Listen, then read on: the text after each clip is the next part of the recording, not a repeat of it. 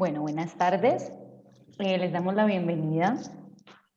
Estamos muy contentas de cerrar el año con nuestro último conversatorio denominado Alternativas a los extractivismos, democracia, desarrollo, justicia, que hace parte de nuestro ciclo de conversatorios denominado Reinventarnos en pandemia, reflexiones y debates etnográficos.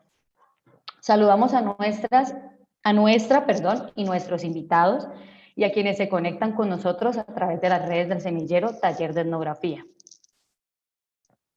Bueno, el desarrollo es un discurso que nos dice que la única vía para alcanzar el progreso es el crecimiento económico. Dicho crecimiento implica sacrificar una región y extraer grandes volúmenes de recursos naturales para abastecer las grandes demandas del capital.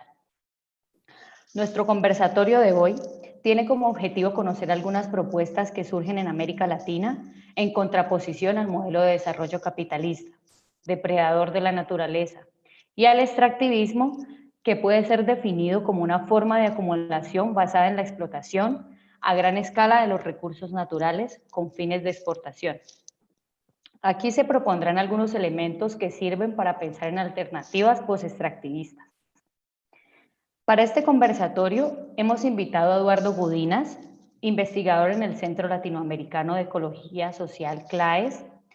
Desde hace más de 3 décadas sigue la problemática del desarrollo, del ambiente y los movimientos sociales en América Latina. Alberto Acosta, quien es uno de los intelectuales latinoamericanos más activos en el debate sobre el extractivismo. Fue ministro de Energía y Minas y presidente de la Asamblea Constituyente del Ecuador. Participó como panelista en conferencias nacionales e internacionales y es autor de múltiples aportes en libros colectivos e individuales, entre los que se destacan La maldición de la abundancia, donde se analiza la situación de los principales sectores extractivistas en el Ecuador, petróleo y minería.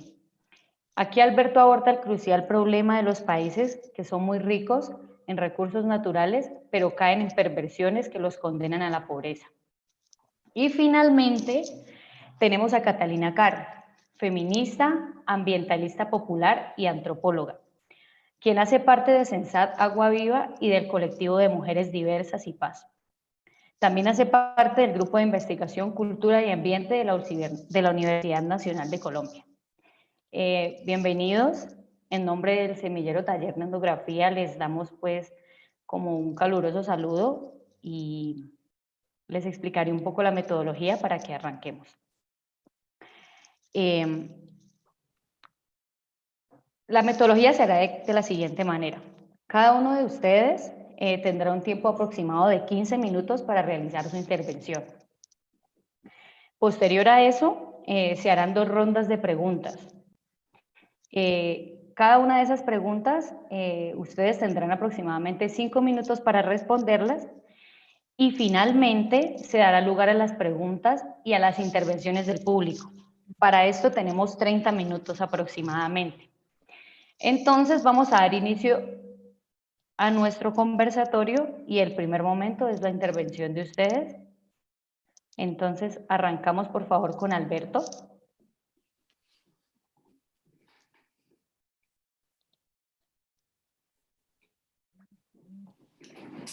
Muy buenas tardes a todas y a todos. Reciban un saludo fraterno desde el Ecuador.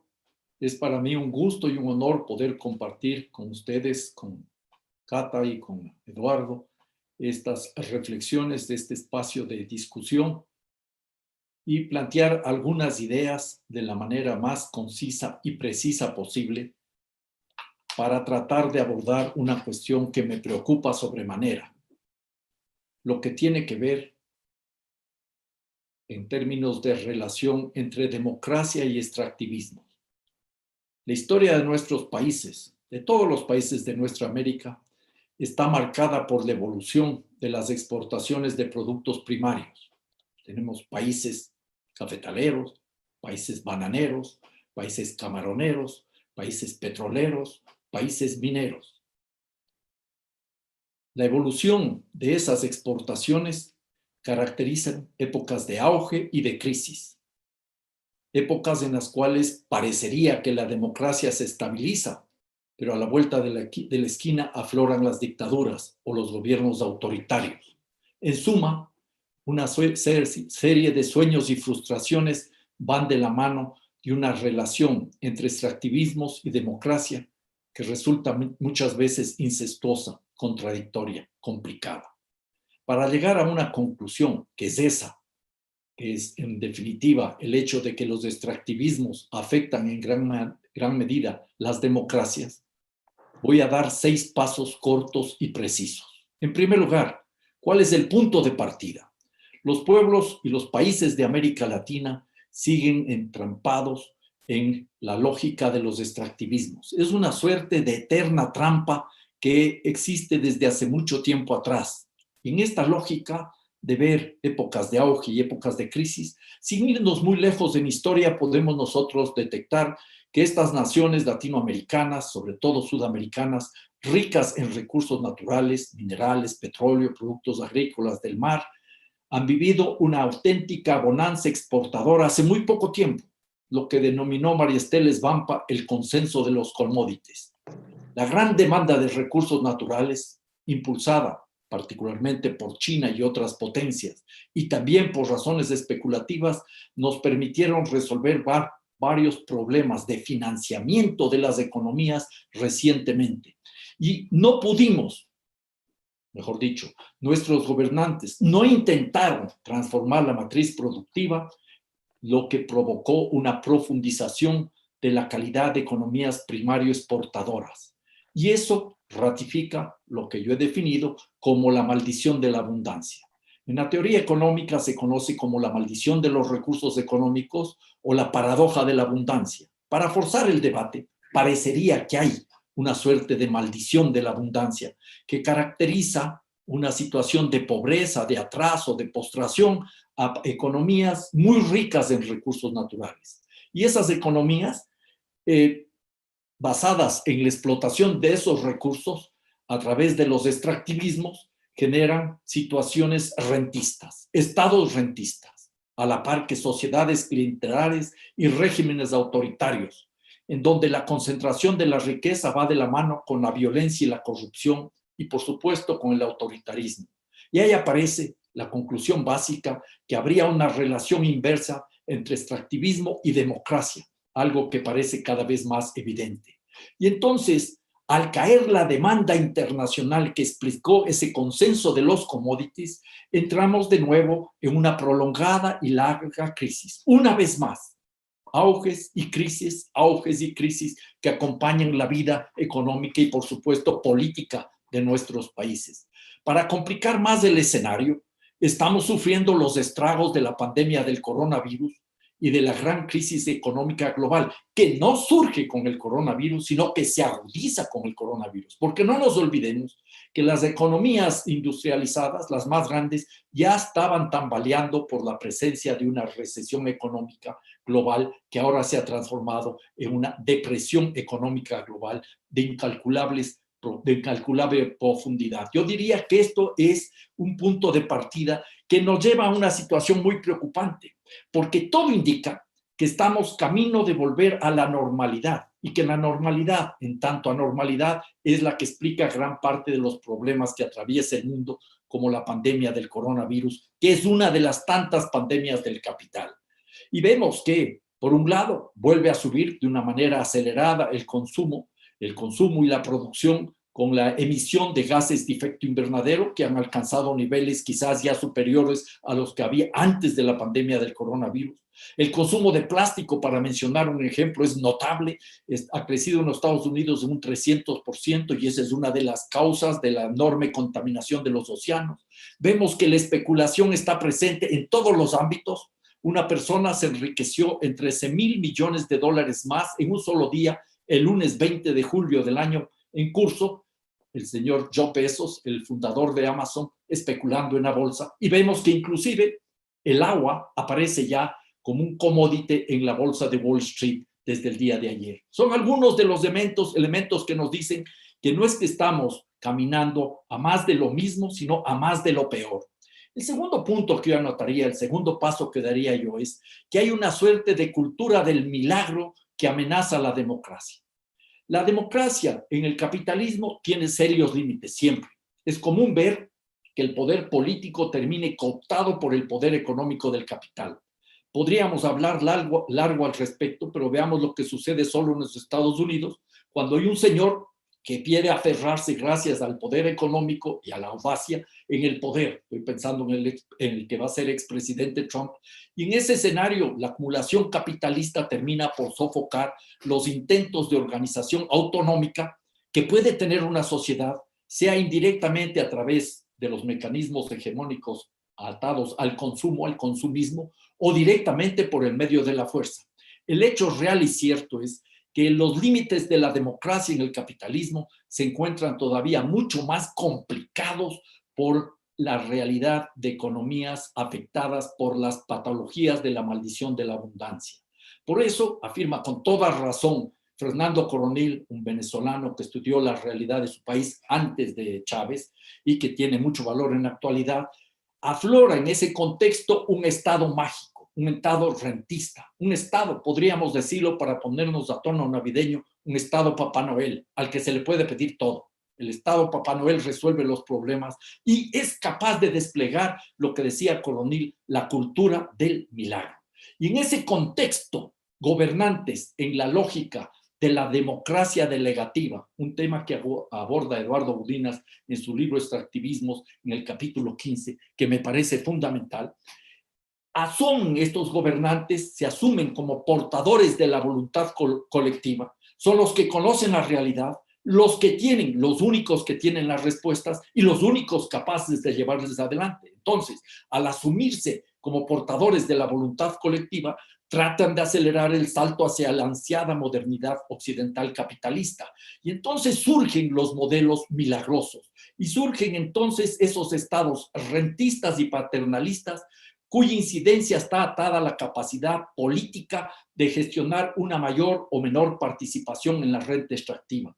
Son estados que al monopolio de la violencia política añaden el monopolio de la riqueza natural, citando nuevamente a Coronil. Este tipo de estados no necesariamente está al margen del sector privado, no, al contrario, muchas veces termina por delegar sustantivas tareas sociales a las empresas extractivistas, petroleras y mineras y amplía su permanencia en tanto actor de desarrollo en amplias regiones. Y eso da paso a la desterritorialización del Estado y a la postre se ve que se requieren gobiernos autoritarios y clientelares que trabajan conjuntamente con empresas voraces y también clientelares. De suerte que la institucionalidad democrática se vuelve una suerte de caricatura deforme de la institucionalidad de los países centrales, que aclaramos, ya lo dije, tampoco nos sirven de modelo si buscamos auténticas democracias. Veamos la realidad, un tercer paso muy rápido. Si vemos cómo ha sido la relación entre democracia y extractivismos en los países de América Latina, nos encontramos, por ejemplo, que Brasil, que parecía que era el país que podía dar paso a una industrialización más o menos sostenida, termina por reprimarizar su economía en los últimos años. Y la situación de la vida política brasileña, en términos democráticos, no es la más aconsejable ni la más recomendable. Por el contrario, Brasil ejemplifica la perversa maldición de la abundancia con un país muy rico en recursos naturales, con sociedad pobre y democracia muy frágil. Argentina no se queda al margen de esas reflexiones y no han podido en Argentina resolver el tema desde hace varias décadas atrás. Un caso paradigmático es el de Venezuela, un país que tiene exportaciones primarias que bordean el 98% de las ventas externas, un 80 puntos porcentuales petróleo, y las disputas democráticas son noticia de todos los días en nuestros países y en el mundo entero. Ecuador y Bolivia también tienen una situación muy parecida y en el caso de este último país inclusive hubo una situación muy complicada en términos democráticos donde se vivió una afectación a la estructura política, una suerte de golpe de Estado. Colombia, Chile y Perú no están exentos de esta realidad. Ya vemos cómo, inclusive en países como Colombia, la situación de violencia los márgenes de criminalización, el asesinato exacerbado y la persecución a los líderes sociales es un tema que está presente. Como sucede también, aunque quizás no con los mismos niveles de brutalidad, en otras partes de la región. Entonces, hay una suerte de combinación de países con alta dependencia en exportaciones primarias que han dado en los últimos tiempos paso a una reprimarización de las mismas y con procesos democráticos frágiles. Y entonces aquí hay un tema fundamental. Los neoliberalismos y los progresismos convergen. De una u otra manera buscan lo mismo, la lógica del desarrollo y el progreso. Luego tendría un cuarto punto donde se podría profundizar mucho más, es el hecho de que hay políticas económicas irresponsables. No utilizaría el término de populistas, porque me parece que es un concepto demasiado simple y vacío y que se constituye una muletilla. Pero el hecho real y cierto es que en las bonanzas de estos recursos ha habido el deseo de superar el subdesarrollo y de alcanzar el nivel de los países del primer mundo. Y en ese contexto, en épocas de auge, se da paso a un dispendioso manejo de los recursos obtenidos vía exportaciones con la ausencia de políticas planificadoras. Este es un tema que también se ve y se busca e incluso en diversas maneras. Y así tenemos una situación perversa. Suben los precios de las materias primas y todas las economías, de una u otra manera, tratan de obtener el mayor beneficio posible de esa realidad de precios elevados en el mercado mundial. Caen los precios de la materia prima y lo mismo, hay que sostener los ingresos de la economía, dirán los gobernantes, y se aumentan los extractivismos. Esta es una realidad que estamos viviendo como respuesta a la crisis del coronavirus. No importa que ese incremento de los ese incremento de las exportaciones, mayor extractivismo de por medio, provoque un aumento de la oferta y a nivel mundial caigan más los precios, lo que se conoce como un crecimiento empobrecedor. Y uno de los motivos para incrementar los extractivismos tienen que ver con las demandas sociales. Se justifican más extractivismos en épocas de bonanza y en épocas de crisis por las demandas sociales para atender la situación de salud, de educación, de vivienda, demandas de la sociedad que se plasman muchas veces en un proporcional gasto público o sobreproporcional gasto público que va dando paso a un manejo discrecional de esos recursos y no se logra recuperar vía tributos la cantidad adecuada para sostener eso. Y eso se explica también por el afán de los gobiernos de mantenerse en el poder. Una mínima presión tributaria malacostumbra a la población y sobre todo a los grandes grupos económicos que saben que de una u otra manera van a sacar tajada. Y con ello se logra que la población inclusive diga, no importa que no haya transparencia y que no hay un manejo probo de los recursos, con que se haga obra se justifica. Esta es una de las realidades más lacerantes y aquí tenemos un creciente conflicto distributivo que se desata entre los disímiles grupos de poder. Y como señala Gudinas en su libro, hay una suerte de política gelatinosa. Todo el poder, la democracia delegativa, radica en las elecciones. Siempre y que esto habría que anotar, el gobernante que ganó las elecciones esté seguro de que puede acceder a consultas populares que le vayan a ser beneficiosas. Si no es así, como sucedió en el caso de Ecuador con Rafael Correa, buscará mecanismos para que no haya la consulta popular. Ese es el caso de la iniciativa Yasuní Tete, impulsada desde la sociedad civil antes del inicio de Correa, luego asumida por Correa como política de Estado, y cuando no tuvo la capacidad ni la talla para hacer realidad una política transformadora, una iniciativa tan revolucionaria, cerró la puerta para que vía consulta popular, algo establecido en la Constitución, se pueda proteger esa región tan importante de la Amazonía. Entonces, la democracia delegativa es gelatinosa, las leyes, la constitución, las consultas previas, libres e informadas son sujetas de manipulación y son sujetas de una serie de violaciones sistemáticas o pasan a un segundo plano. Veamos cómo se da esta realidad cuando justamente este rato, en Argentina, en Chubut, hay una serie de patotas, de grupos organizados por el gobernador que está pagando a la gente para presionar a los diputados que están en contra de la minería. La política está en función de las demandas extractivistas. Un quinto punto, muy rápido. ¿Cuáles son los actores que se disputan la renta de la naturaleza? Porque en suma eso es lo que está en juego, la disputa de dentelladas de la renta de la naturaleza. El Estado, que es una suerte de mano visible y mano invisible, depende de las circunstancias. Las empresas transnacionales vinculadas a este tipo de actividades y sus aliados criollos, que tienen un nivel de acceso e influencia en la vida política que no ha sido conseguido en otras ocasiones. La banca internacional y los países más grandes que buscan recursos, y ahí aparece el tema de la deuda externa, deuda eterna, otra de las cuestiones que acompaña a nuestra América Latina desde los orígenes. Amplios sectores empresariales y financieros, no están ausentes las Fuerzas Armadas y algunos sectores sociales que podrían obtener ciertos beneficios. Yo hablaría de la aristocracia obrera de las empresas extractivistas. Y en ese contexto, los gobiernos capturan todos los elementos de control del imaginario social, medios de comunicación, encuestadoras, consultoras empresariales, universidades, fundaciones, estudios de abogados, y el conocimiento mismo se pone en función de los extractivismos. Esta es una realidad que consolida lo que yo llamaría una suerte de ADN extractivista, que es la que empieza con los gobernantes hacia abajo.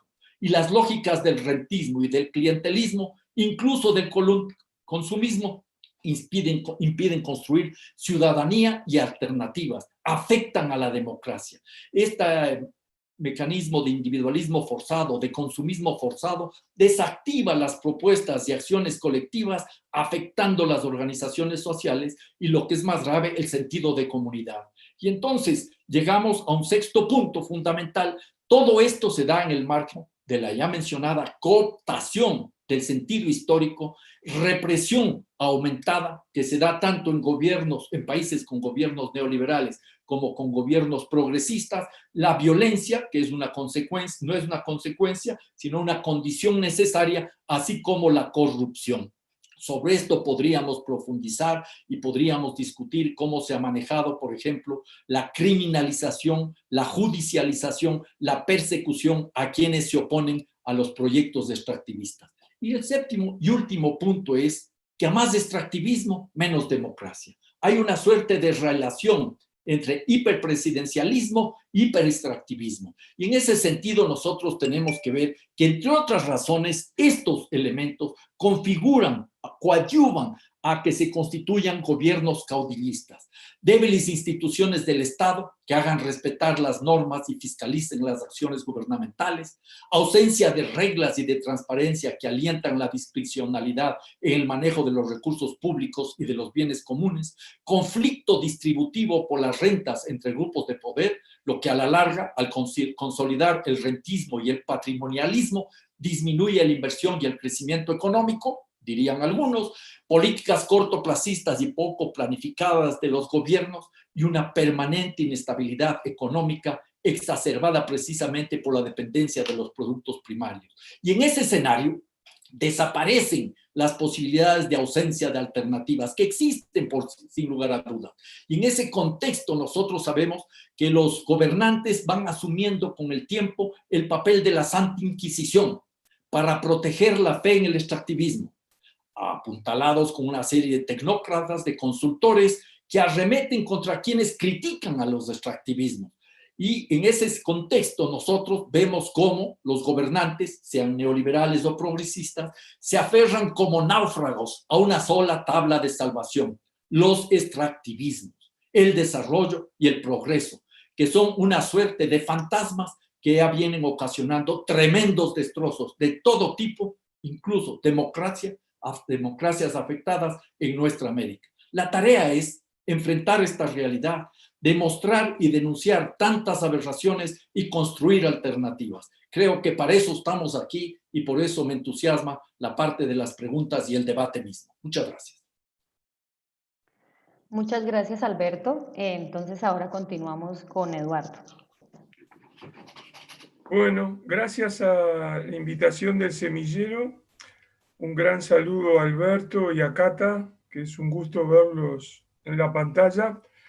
Voy a hablar muy despacio porque tengo una conexión de internet muy inestable y bueno, si se corta, les pido disculpas por adelantado. pero ante esa eventualidad también voy a ser muy concreto y rápido, introduciendo lo que me parece algunos nudos del debate en los últimos meses. Entonces, en un primer aspecto voy a retomar algo que dijo Catherine al pasar al inicio, cuando jugaba con las palabras desarrollo y extractivismo. Entonces ahí quiero compartir una primera advertencia. Extractivismo no es sinónimo de desarrollo. Es más, en los últimos meses he leído varios artículos donde se habla de desarrollo extractivista. Esto me parece una exageración porque el extractivismo está claramente definido, orientado, acotado a cuestiones que tienen que ver con el manejo de los recursos naturales y la inserción de las exportaciones de nuestros países. Pero el desarrollo tiene muchos otros rubros, sectores, problemas, por ejemplo, la política de vivienda, la política de seguridad social y así sucesivamente.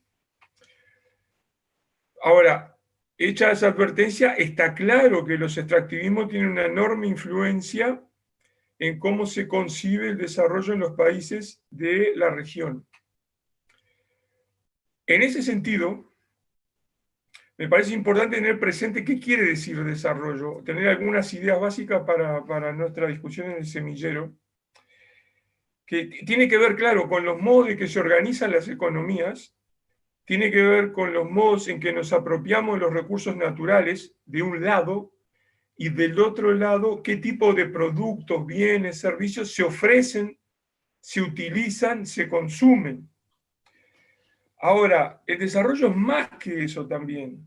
Ahí hay patrones culturales de cómo se concibe, por ejemplo, lo advertía a Alberto recién, estas ideas, por ejemplo, de progreso, cómo se organiza la política para hacer funcional a ese desarrollo.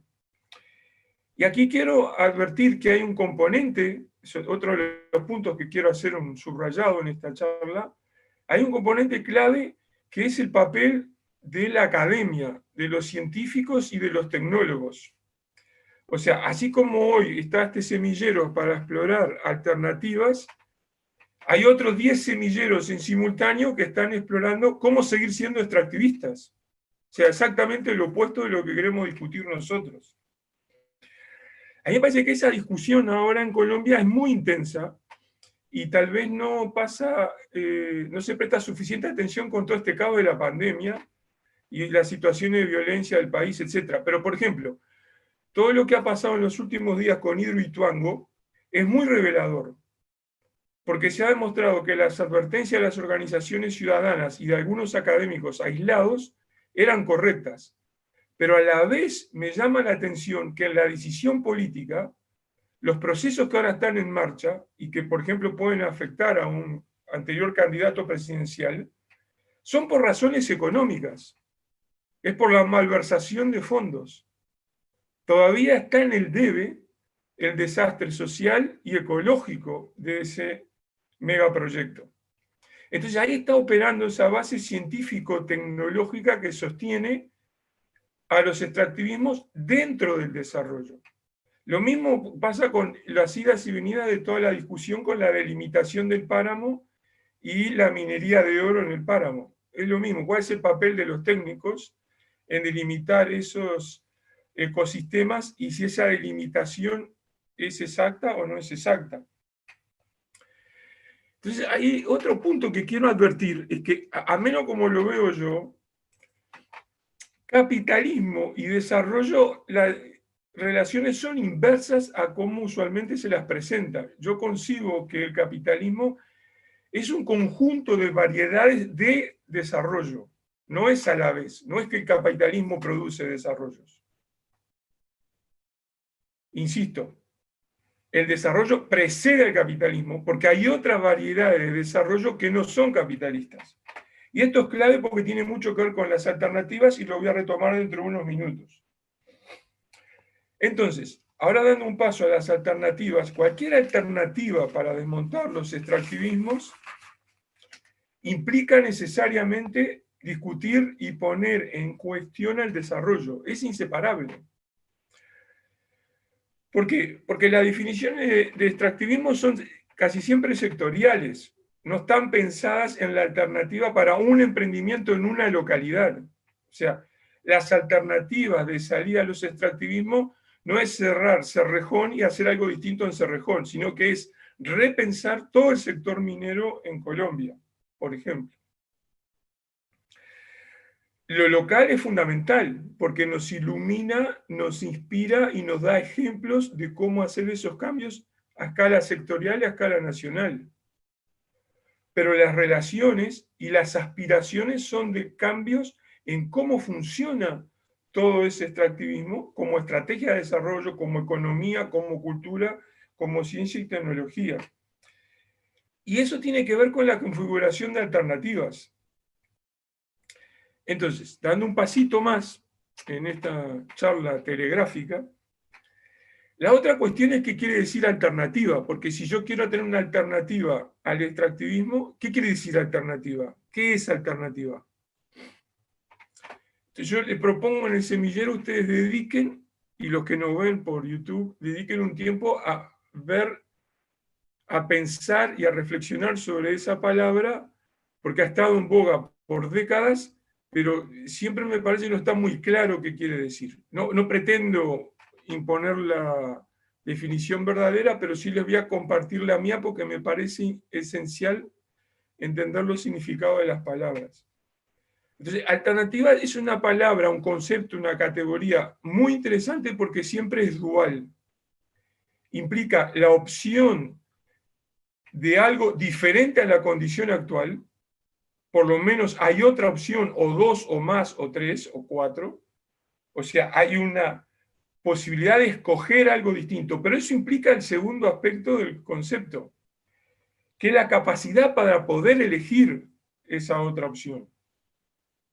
Entonces, la alternativa no es solo presentar ese mundo sin extractivismo, sino que esta categoría exige, requiere contribuir a tener capacidades para poder elegirlo. Entonces es un doble juego, eso es lo interesante del concepto de alternativa, que está asociado a eso a la etimología de la palabra.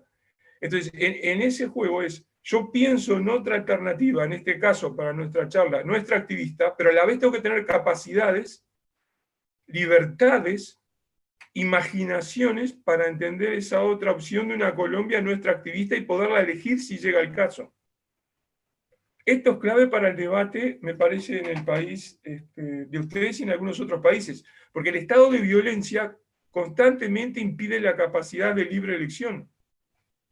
Entonces, las violaciones de derechos humanos, la violencia de amplios sectores y que de alguna manera ha sido naturalizada por varios grupos de la sociedad, impide tener esa capacidad de la libre elección, porque cualquiera que elige una opción no extractivista va a recibir desde la crítica académica de que impide el desarrollo hasta la reacción furiosa de grupos que ven amenazado su poder precisamente por ser extractivistas.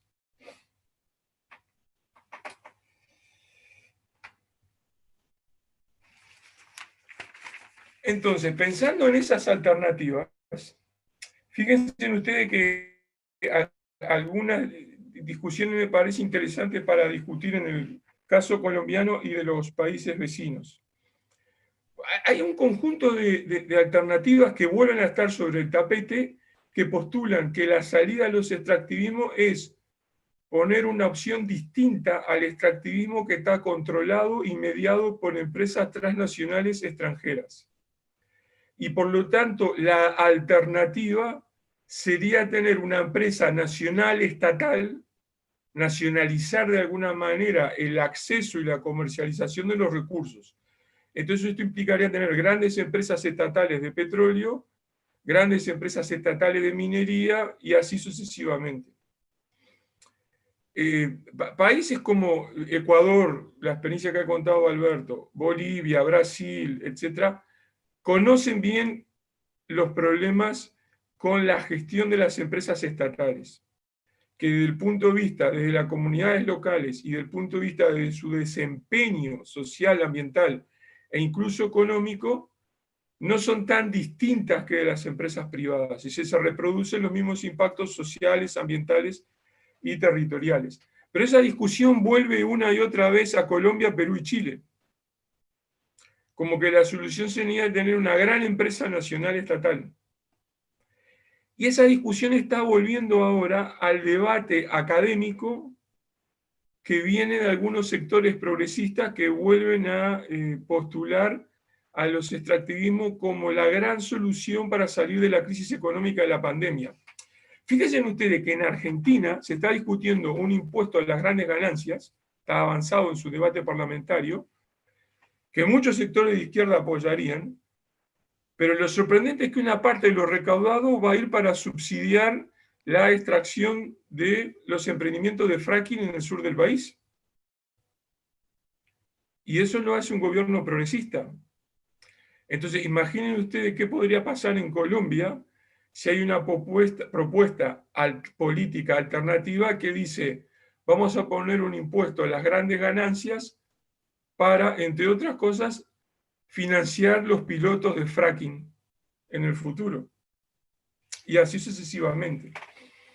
Entonces ahí está de nuevo el umbral que separa la situación actual de la alternativa distinta, depende de cada una de estas circunstancias.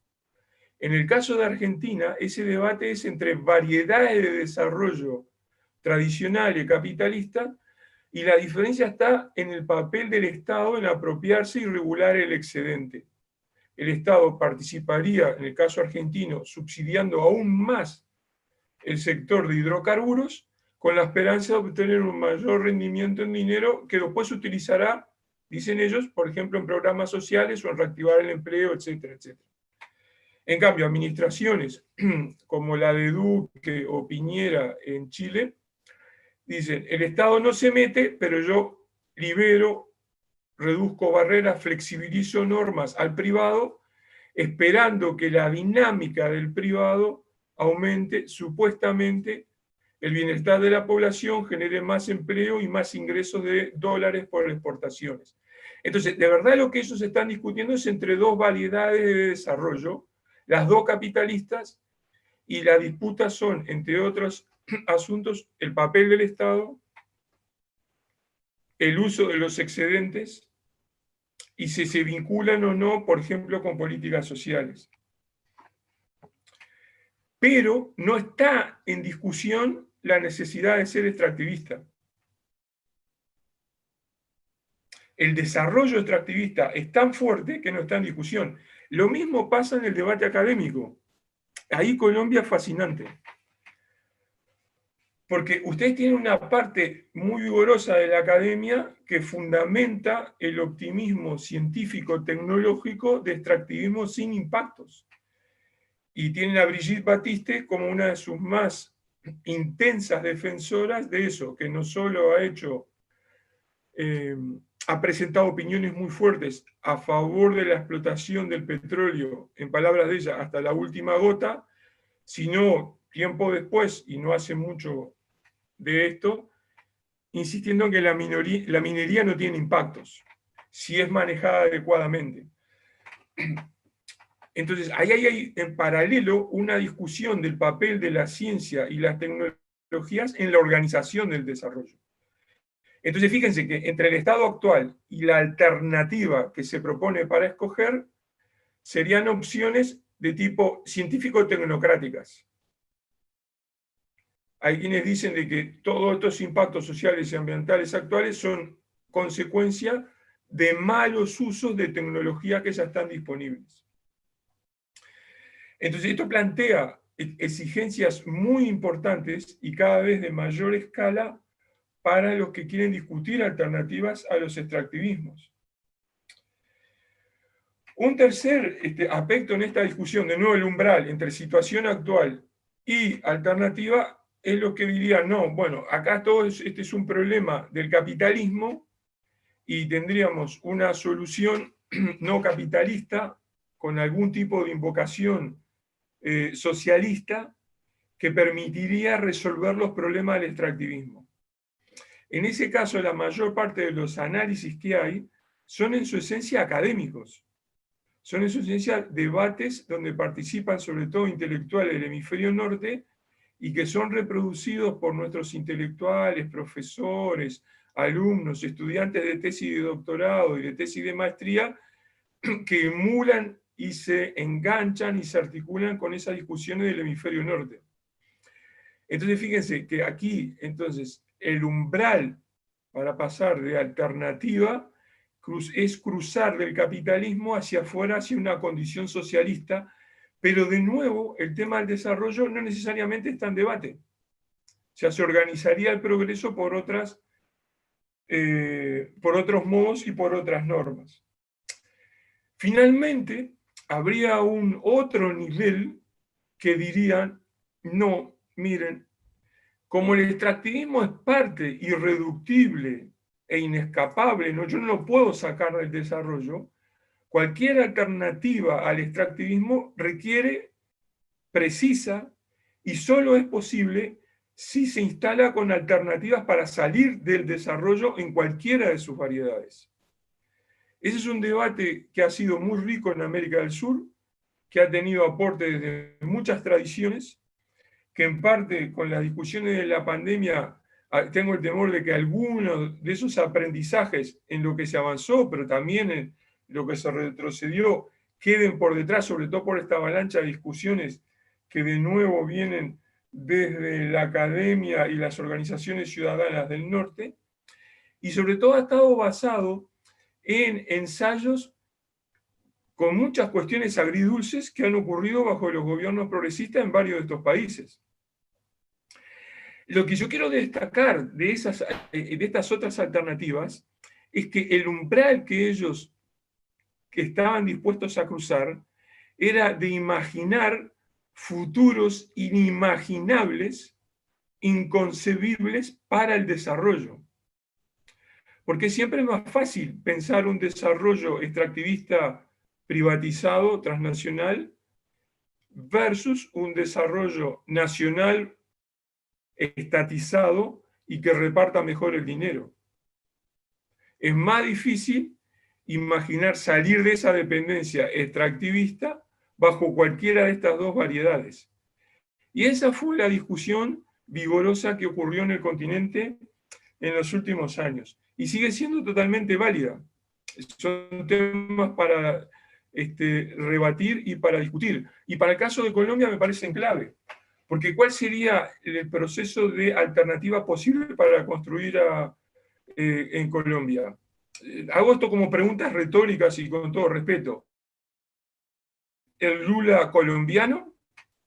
¿Conseguir un Kirchner colombiano que permitiría aprovechar un boom de las materias primas para redistribuir el dinero y tener, por ejemplo, una expansión masiva del consumo de los sectores populares, pero manteniendo el engranaje extractivista, esto que mencionaba Alberto pocos minutos atrás?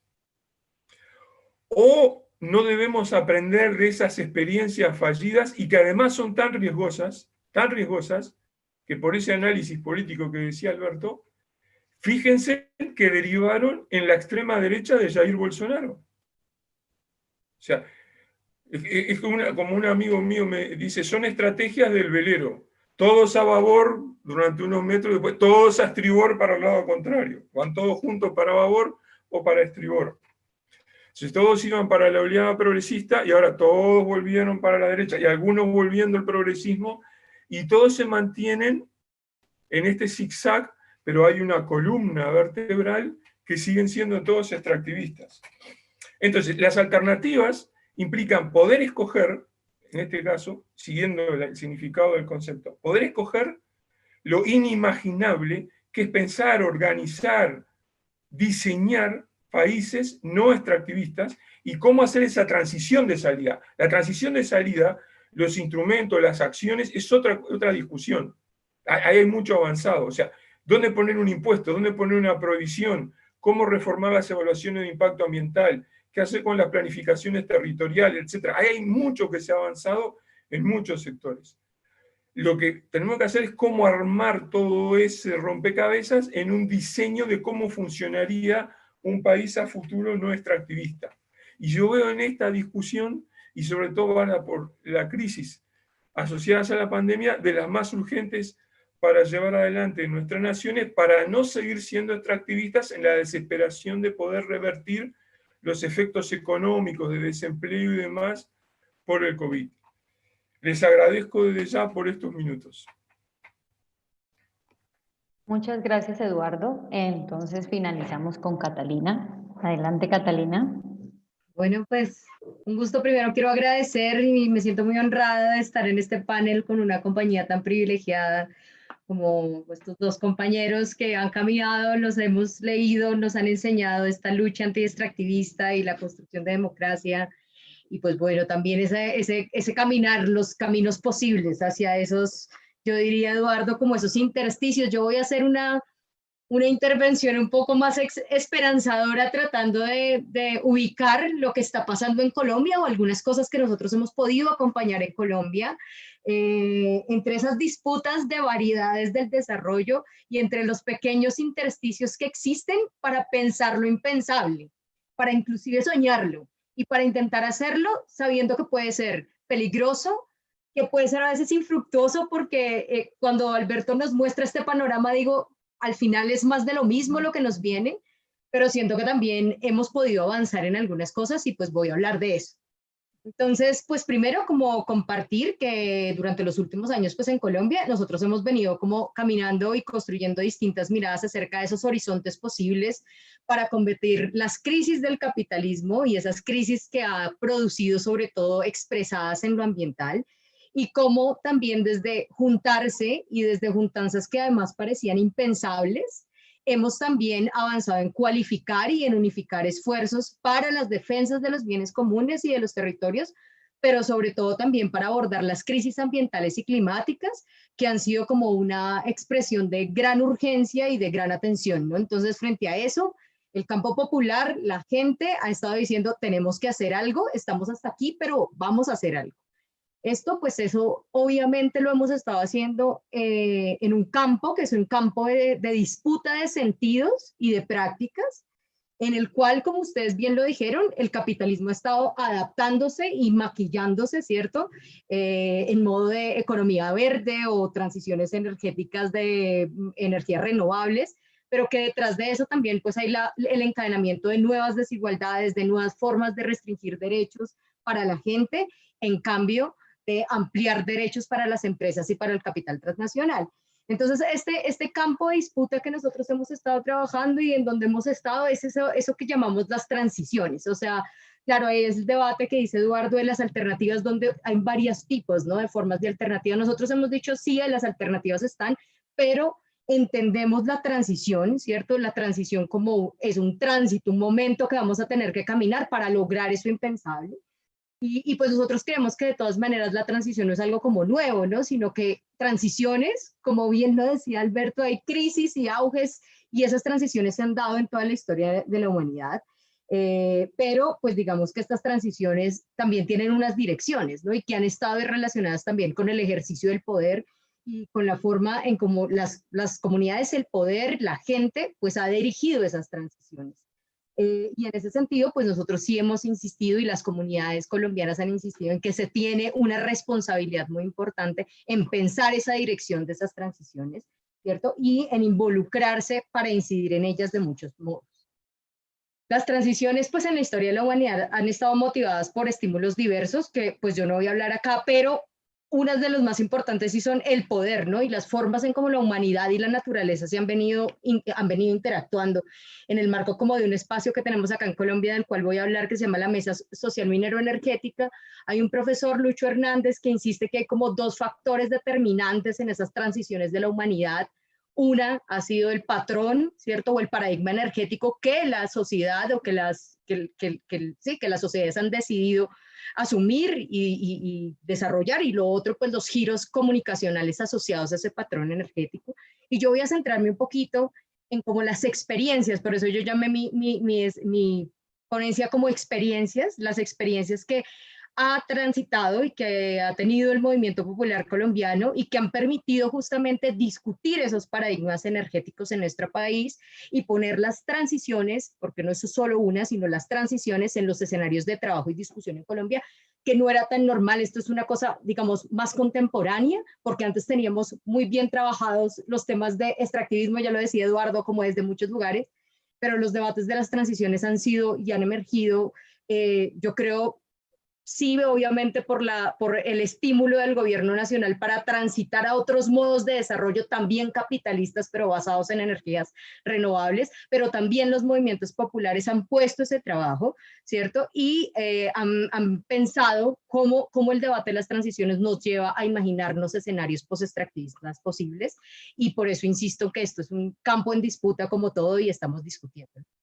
Yo he enumerado alrededor de 5 experiencias que a mí me parecen muy interesantes y que además que toman algunos de esos grandes debates que ustedes nos ponen acerca de la técnica, acerca de los saberes, de las ontologías de la naturaleza que también se juegan en estos debates y que a mí me parecen muy interesantes que están pasando en Colombia y que me gusta también que los estudiantes puedan conocerlos, ¿no? El primero, pues yo diría, es que durante pues todos estos últimos años, 15 años, las expresiones del movimiento social asociadas a la lucha por la justicia ambiental y la soberanía energética pues se han fortalecido, y en estos esfuerzos el papel de comunidades y personas afectadas por las represas o por los proyectos hidroenergéticos ha sido crucial, en tanto que las represas o la hidroenergía ha sido, digamos, vendida para todo el mundo como una energía limpia, ¿no? Y resulta que todos estos movimientos que no solo han estado en Colombia, sino en muchos lugares de Latinoamérica, han mostrado, ¿cierto?, que eso simplemente es un sofisma y que por el contrario, las represas y el modelo hidroenergético ha emergido todas esas contradicciones que producen las crisis económicas del sistema capital. Por ejemplo, una idea como que las energías no fósiles son ambientalmente justas, y lo que nos han mostrado todas estas luchas antirrepresas es que eso es mentira y que por el contrario, en cambio, las represas y el modelo hidroenergético ha generado desplazamientos, desarraigo, contaminación, altas emisiones de CO2, violación profunda de derechos humanos, que ya ahorita lo decía también Eduardo en el caso de Hidroituango, que por ejemplo también esta lucha de las personas afectadas por las represas ha puesto en tensión el debate de lo público, es decir, qué significa lo público, y que no necesariamente una empresa como el caso de EPM, que en teoría es pública, ¿cierto?, puede desempeñar un papel distinto, ¿no?, sino que se actúa de la misma forma, en el mismo esquema, digamos, de lucro y de conglomerado transnacional en esa expansión. Entonces, el papel de un movimiento como Ríos Vivos Colombia ha sido muy importante, ha sido como un nicho para pensar y además para ver en la práctica también, y de debatir pues muchos de esos niveles alrededor de qué se entiende por la energía, cuáles son esos sentidos y prácticas que hay que tener en cuenta a la hora también de pensar la transición.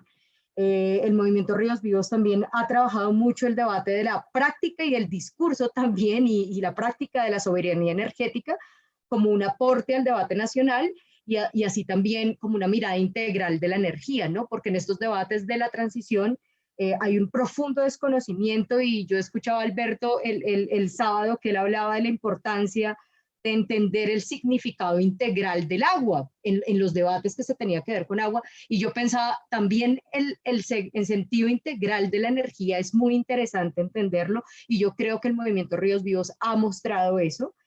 Siempre cuando se habla de transición energética se habla en electricidad, que es tan solo una forma de energía, pero un movimiento como el movimiento Ríos Vivos, que tiene un carácter nacional, que agrupa comunidades étnicas, campesinas, pescadores, personas urbanas, aporta desde sus narrativas y prácticas formas diversas de ver la energía, es decir, como ontologías energéticas distintas, formas de entender diversamente cómo han sido los despojos del capital en todos los ciclos energéticos, que no son solo la energía eléctrica, sino el alimento, la energía que da sostén a la vida, y pues ha animado sin duda el debate de las transiciones, cualificándolo en prácticas concretas, que ahí es donde yo digo, pues hay algo de esperanza, prácticas concretas de cosechas de energía, de agua, de alimentos, ¿cierto?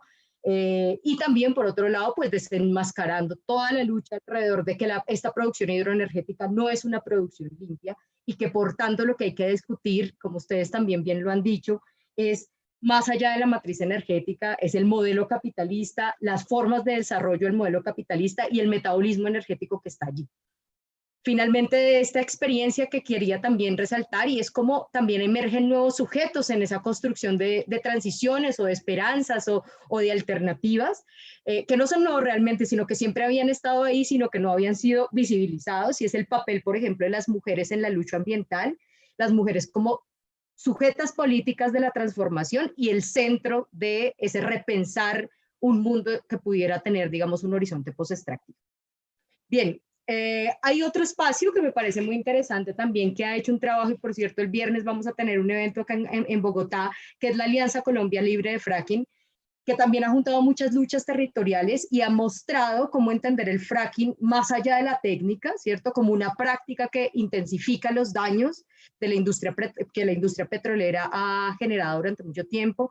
Y citando a un compañero mío de trabajo, Andrés, que en su artículo del libro Fracking, él dice cómo toda la comercialización de gas y petróleo de fracking en el siglo XXI ha aumentado drásticamente las emisiones mundiales de metano, pues uno de los gases efecto invernadero más responsables de la crisis climática, y en este sentido, pues una experiencia como la Alianza Libre de Fracking ha puesto de frente la importancia de entender que esa obsesión de los gobiernos, progresistas o no, de ampliar la frontera de explotación en tiempos donde la crisis ambiental nos dice que lo que hay que es retraernos y repensarnos, pues ha puesto, digamos, en el centro del debate y de la opinión pública de manera muy grande los debates de transición y por lo menos de la transformación de ese metabolismo extractivista un poco ya absurdo que tienen pues nuestros gobiernos y del cual ustedes pues ya nos hablaron.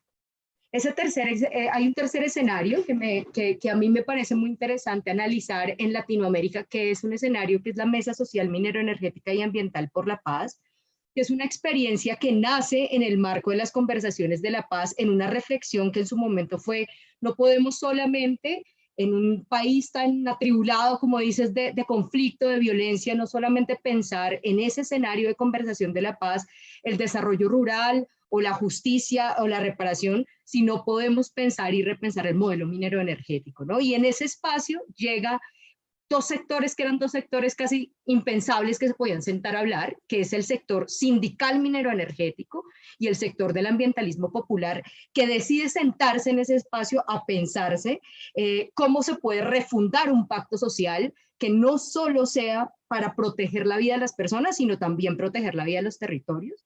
Y este espacio, pues digamos, con el mundo sindical ha sido muy interesante para nosotros porque nos ha permitido, primero, pues entender cuáles son esas demandas del mundo laboral, que sin duda en estos espacios de las alternativas son importantes y son cruciales, ¿no? Nosotros llevamos ahorita casi, creo que fueron 2 meses de huelga de Sintracarbón y tenía parado el Cerrejón, no podían sacar carbón, y tuvo mucho que ver también con ese avance que también tienen los sindicatos de pensar lo ambiental, de entender cómo se pueden discutir hacia un futuro post-extractivo el debate de los derechos laborales, de los derechos de la naturaleza. Y creo que ahí también hemos aprendido algo, ¿no? Y ustedes bien lo decían, y es como nosotros los ambientalistas y las ambientalistas pensamos que eso del post-extractivismo, eso es ya, eso es como cambiando hacia una cosa y lo vamos a tener mañana.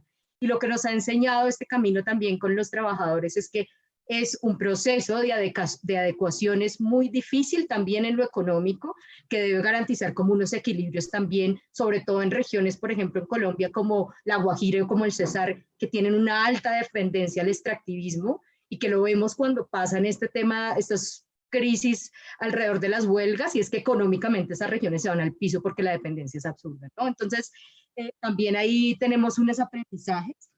Y finalmente otro escenario que a mí me parece muy interesante y que habla de algo que ahorita Eduardo estaba diciendo acá de Colombia, y es el tema de la academia, ¿no? Hay las academias colombianas, unas muy comprometidas, otras no, por lo menos con las comunidades, con las luchas ambientales y territoriales, pero hemos podido también caminar otros espacios que se han hablado de descarbonización de las economías del Caribe, con universidades, ONGs, las comunidades de la zona del Caribe que nosotros hemos estado analizando como un espacio que suena a lo chileno como un espacio de sacrificio, como un territorio. El Caribe colombiano ha sido el territorio del sacrificio y el laboratorio del extractivismo en Colombia, y en ese espacio hemos estado caminando de manera conjunta con la academia en pensar no solamente desde el conocimiento técnico, sino desde otras nociones también de la naturaleza, de las formas de vivir esa espacialidad, cómo se puede desencadenar esas economías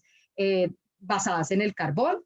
Allí tenemos semilleros de estudiantes, profesores de carreras no muy normalmente, que nunca están en esto, sino economía, ingeniería, que han venido transformando su ejercicio académico y construyendo también canales de interlocución e investigación colaborativa con comunidades también del corredor minero del Cesar, de La Guajira, que creo que es interesante y que nos ha permitido también algo que yo siempre le he leído a Eduardo y que a mí me parecía muy importante, y es decir, las transiciones o las alternativas no pueden ser locales, tienen que ser regionales y que muchas veces tienen que moverse entre lo local y lo global, y ahí ese espacio ha permitido también conocer otros escenarios de transición o de por lo menos salida del carbón en otros lugares, y que esto ha ayudado también para nosotros pensar en debates como cierre minero, reparación y restauración integral de los territorios, que a mí me parece pues que son interesantes.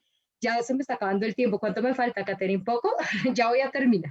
Ya estamos Ya voy a terminar la última. Y otro espacio que no trabaja tanto los temas de transición exactamente, pero que sí han discutido algunos temas que me parece muy importante pensar en las alternativas o en estos tránsitos de la transición, y es la participación, el Movimiento Nacional Ambiental, que es un escenario más joven, más contemporáneo, pero que ha avanzado en profundizar temas alrededor de la democracia ambiental, cómo las comunidades deciden sobre sus territorios, desplegar ejercicios de democracia muchas veces legal y otras veces que dicen ellos ilegal, porque ustedes saben que las cortes colombianas también han empezado a restringir todas esas posibilidades de la participación que se empezaron a dar. Y pues en ese sentido creemos que esas experiencias son experiencias que nos ayudan por lo menos a sacar un poco la cabeza y a decir, podemos, ¿qué tipo de transición queremos? Una transición justa, integralmente justa, que permita ver otras dimensiones desde el campo popular de lo que significa la energía, el agua, la naturaleza en sí, y pues que nos permita también participar. Ahí tenía yo una presentación, pero finalmente no la puse, como con algunas necesidades y hallazgos que hemos encontrado en estos debates, que esto es muy poquito tiempo para decirlo, pero que ha sido muy importante para nosotros, para pensar esa trocha, ese camino hacia unas posibles alternativas y sobre todo a juntar, ¿no? Porque parte de la imposibilidad que tenemos de transitar esos intersticios de lo imposible es ponernos de acuerdo. Y yo creo que estos han sido unas experiencias importantes. Mil gracias. Bueno, muchísimas gracias, Catalina, y muchísimas gracias a todos por sus intervenciones. Entonces, ahora, tal como lo expresé al inicio, vamos a pasar a la primera ronda de preguntas. Y esta pregunta ha sido pensada, o bueno, como digamos, contextualizada en los tiempos que estamos viviendo. Entonces, esta pregunta es para todos tres. A partir de la consigna "no más extractivismo" como propuesta para reactivar el capital post-pandemia, ¿cuáles son las alternativas que se tienen? ¿Qué elementos nos ofrecen propuestas como el buen vivir? Me gustaría que ahora se invierta el orden y empecemos por Catalina. Oh, perdón, ¿podrías repetir la pregunta despacito, por favor? A partir de la consigna "no más extractivismo" como propuesta para reactivar el capital post-pandemia, ¿cuáles son las alternativas? El capital, discúlpame, insisto. Sí, para reactivar el capital después de la pandemia, post-pandemia. ¿Cuáles son las alternativas que se tienen? ¿Qué elementos nos ofrecen propuestas como el buen vivir?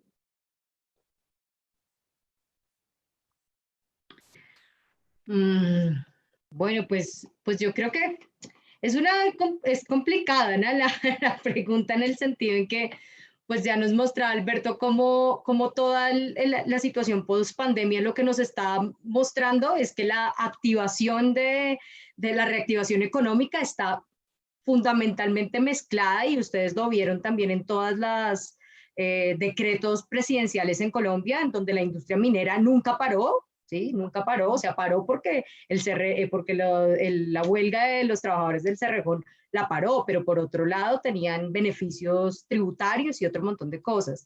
Entonces, yo diría que a pesar de que eso pasó, también por debajo, ¿cierto? En el marco de la pandemia se empezaron a activar otras redes que uno podría decir son las redes del buen vivir, que son redes que se activan porque ya vienen construyéndose hace mucho tiempo. Pienso que un poco mi intervención muestra un poco que en lo local ya hay muchas cosas que se están dando, y que en el momento de la crisis lo que vimos fue que se fortalecieron.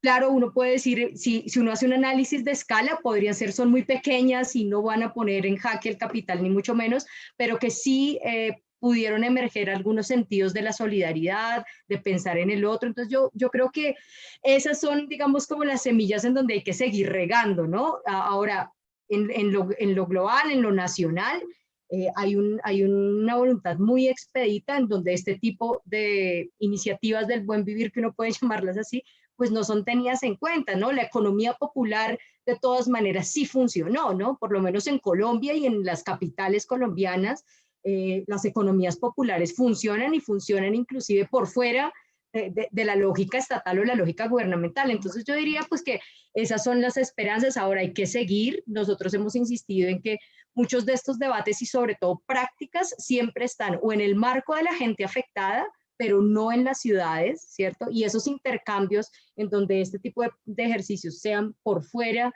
de la gente afectada que tiene la mina encima o que tiene el pozo petrolero encima, pues creo que hay que seguir haciendo esto y hay más que cosas que se están haciendo ahora ya, hay potencialidades, ¿no?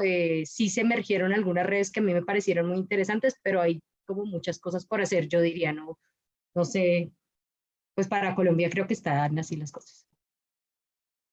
Muchas gracias. ¿Quién de ustedes dos desea continuar? ¿Alberto o Eduardo? Bueno, la pregunta es muy rara, yo no la entiendo bien, porque no sé qué quieren decir ustedes con lo del capital. De hecho, en la crisis el capital está bien activado y está bien activado en varios sectores.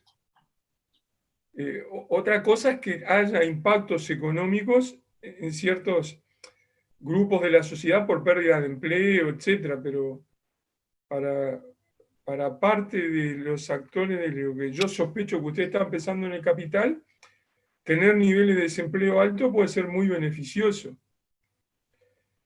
Entonces, me parece que se ha popularizado un poco un diagnóstico que a mí me parece a veces superficial, sobre todo en la prensa, que analiza la crisis actual desde un punto de vista de la economía convencional y por lo tanto la aprovecha para conseguir todavía más ventajas para lo que yo sospecho que ustedes están llamando capital.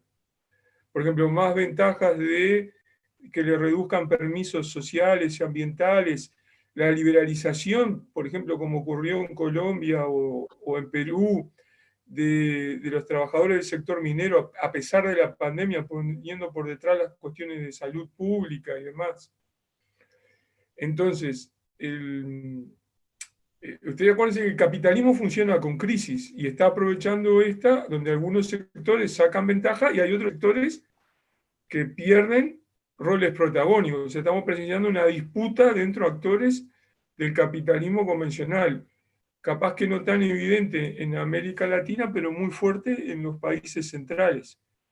Entonces yo endorso casi todo lo que ha dicho Cata. Hay gran cantidad de opciones que están por fuera. Varias de ellas están en ese espíritu de la reciprocidad, de la solidaridad, que puede de alguna manera relacionarse con el buen vivir. También para complicarle a ustedes la tarde en el semillero, también insisto que hay que tener precaución de cómo se analiza, porque, por ejemplo, ha habido un boom de la economía informal, todavía más en algunos países, por esta pérdida del empleo formal, pero las economías informales, de algunos sectores de las economías informales, son profundamente capitalistas y desreguladas. O sea, son trabajadores que no tienen, por ejemplo, ninguna protección en salud pública ni en previsión social para cuando estén ya con tengan necesidad de jubilarse o pensionarse. Entonces ahí también hay un aspecto dramático de las economías informales que habría que atacar. Pero bueno, me quedo aquí y le dejo a Alberto que seguro tiene más para decir.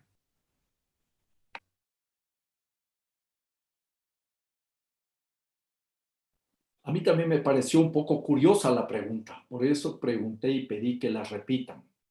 Y creo que tiene algún elemento que resulta raro, pero luego de escucharle a Catalina y a Eduardo, creo que la pregunta sirve para una interesante reflexión, al menos creo eso yo. ¿Ya? Puede haber una reactivación económica que no sea extractivista? Yo creo que sí. ¿Puede haber una política post-extractivista para recuperar el capital, el funcionamiento del capitalismo? Eso ya es más difícil, eso ya es más complejo. Pero podríamos intentar un ejercicio de imaginarnos una política tributaria solidaria que grave más a los que más tienen y que eso sirva para compensar la pérdida de ingresos provenientes de los extractivismos. Suponiendo, premisa que habría que discutir, que los extractivismos dejan un saldo positivo a las sociedades latinoamericanas, yo diría a las naciones latinoamericanas. Esta premisa ya es más compleja, más difícil, porque muchas veces si hacemos un análisis detenido, por ejemplo, si tendría tiempo les podría explicar cómo la explotación megaminera que se propone en el Ecuador no solo va a tener graves problemas sociales y ambientales, sino que es una estafa económica. De rato no tengo a mano las cifras. Lo mismo podría demostrarlo con números para el proyecto La Colosa en el Tolima. Económicamente no es un gran negocio para el Estado colombiano, menos aún para las comunidades y por supuesto absolutamente nada para la naturaleza. Pero de todas formas nos vamos a meter en un camino equivocado, porque no se trata simplemente de hacer un ejercicio académico, de plantear una política económica alternativa tributaria para sustituir los ingresos que daba el petróleo, los minerales, la agroexportación y seguir haciendo lo mismo, porque eso no me parece que es lo adecuado. Ahí sería como mordernos la cola y estar en el mismo sitio haciendo más de lo mismo con otros mecanismos. Quizás nos liberaríamos, suponiendo es un ejercicio académico, de todas las taras que arrastra el extractivismo, pero no nos liberaríamos de todos los problemas del capitalismo, que lleva inmerso en sí una lógica de acumulación inequitativa, genera desigualdad y el capitalismo, como ustedes saben muy bien, vive siempre de sofocar la vida de seres humanos y de la naturaleza. Por eso es preciso, creo yo, tener claridad en las preguntas que hacemos. La pregunta sirve para desmontar algunos criterios y comenzar a trabajar en clave de alternativas. Y en ese escenario, me parece a mí fundamental, por ejemplo, imaginarnos una suerte de elementos de política alternativa desde la visión de la pandemia. Y entonces, la política económica tiene que dar respuestas a temas cruciales como el de la salud. La salud ya no puede ser más una mercancía ni un privilegio, tiene que ser un derecho. Pero no simplemente un derecho para ser atendida por el Estado, porque tendríamos la lógica de la salud curativa que no ha resuelto los problemas. Tendríamos que tener una salud preventiva. Tendríamos que ir avanzando hasta un sistema de salud integral, plurinacional, diría yo, que incorpore otros valores, por ejemplo, los valores de salud de los pueblos ancestrales, ¿ya? Los valores ancestrales, los conocimientos, los saberes ancestrales. ¿Ya? Eso podría estar ya en clave con el buen vivir. Y entonces tendríamos una lógica muy diferente. Y pensando en clave de pandemia, la salud tiene que venir acompañada con una política alimentaria y asoma la soberanía alimentaria, que es un tema de productores y productoras, de consumidores y consumidoras, controlando su producción y su alimentación. Eso habla entonces otro escenario mucho más grande. Ya no se trata de producir divisas, o sea, alimentos para vender en el exterior, sino producir alimentos para el consumo nacional, y ahí se recuperaría el tema de la soberanía. El tema mismo de un ingreso mínimo, una renta básica universal sin condiciones, sería otro elemento interesante para discutir. Yo creo que ahí tendríamos puntos para seguir avanzando, pero claro, ojo, la renta básica universal sin condiciones se da a los individuos y ahí podríamos tener un problema en clave de buen vivir porque se podría estar afectando a las comunidades. Tengo alternativas para eso, pero son algunas ideas gruesas. La vivienda como un derecho, pero no un derecho a ser entregado de forma clientelar por el Estado a través de grandes empresas o directamente, sino con participación en minga desde las comunidades. ¿Y cómo financiaríamos todo esto? Pues una política tributaria muy clara. El que más gana tiene que contribuir más. El que más tiene que contribuir más. Y en ese escenario hay experiencias muy interesantes de pensar en otras políticas que ustedes en Colombia las han desarrollado. Por ejemplo, alrededor de lo que ya mencionaba Catalina, la soberanía energética. la lucha por el agua, ríos vivos, el enfrentamiento al fracking con mucha creatividad, incluso con los sindicatos petroleros en contra del fracking. Son algunas de las experiencias que tenemos. A la postre, entonces, hay que comenzar a recuperar esas ideas de los buenos convivires en plural, porque hay que tener mucho cuidado de caer en la lógica de institucionalizar el buen vivir, de dogmatizar el buen vivir, de que pronto aparezcan los comisarios políticos del buen vivir, que sería lamentable, ¿ya? Ese riesgo y esa amenaza existen. Y por supuesto, cierro con lo que señalaba Eduardo, economía popular y solidaria. No es necesariamente la economía popular, hay que calificarla como solidaria. La economía popular muchas veces es de un capitalismo desenfrenado, ¿ya? Pero en medio de la crisis, incluso esas respuestas, cuando el mercado nacional, la lógica de mercado y la política nacional margina a millones de personas, esas respuestas son lo mínimo que se podría tener. Ojalá de ahí surjan gérmenes para una economía solidaria, una economía que paulatinamente vaya construyendo las bases de otra forma de relacionarnos los seres humanos en comunidad y en comunidad como seres humanos con la naturaleza. Bueno, muchas gracias, Alberto. Entonces, ahora vamos continuando con la dinámica. Vamos a hacer otra pregunta que también es general y igual, 5 minutos cada uno para responder. La pregunta es la siguiente. Dinámicas democráticas como las consultas populares, accionadas por las comunidades para frenar los proyectos extractivos en sus territorios, pueden significar una alternativa viable en el tránsito hacia el posextractivismo.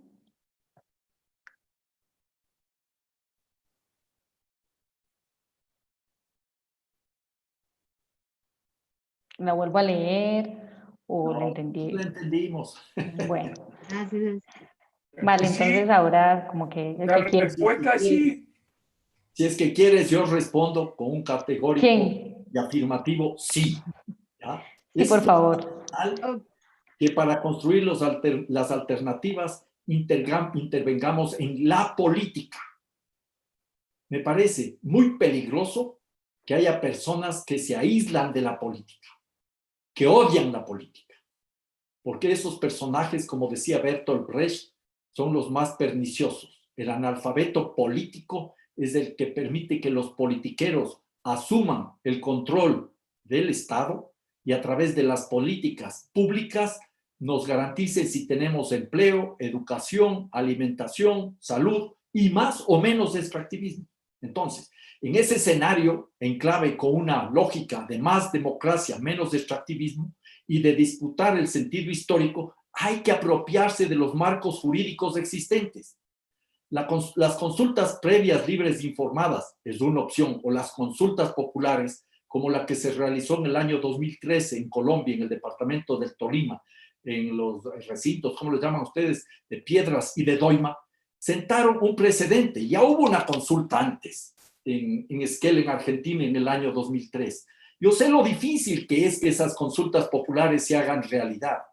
En Colombia ha habido decenas de consultas populares y recientemente, creo que son 2 años, la Corte Constitucional les cortó el piso. Pero no importa, porque se sigue disputando el sentido histórico. Y vemos que en Ecuador, que también está la figura en la Constitución de una consulta popular, tuvimos la primera consulta popular luego de 7 años de bregar en las distintas instancias estatales en el cantón Girón y se obtuvo un resultado positivo para frenar la minería con un 87% de la votación. Claro, el gobierno ahora quiere llegar a ese mismo yacimiento por otro cantón, pero por fin hay una consulta popular en marcha en el cantón Cuenca que bloquearía esa intención del gobierno. Pero son disputas que hay que hacer. El tema es disputar políticamente, como están haciendo ustedes, por ejemplo, el páramo de Santurbán.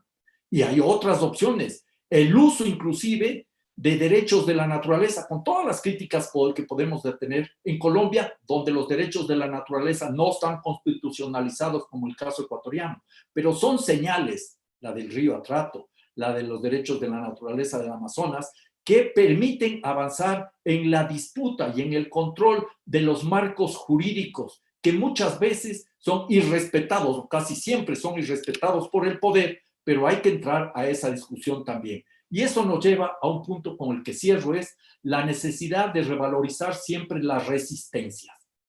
La resistencia es la base de la democracia y es la base de las alternativas. No se puede bajar la guardia y hay que seguir empeñados en construir las opciones de cambio que sean necesarias.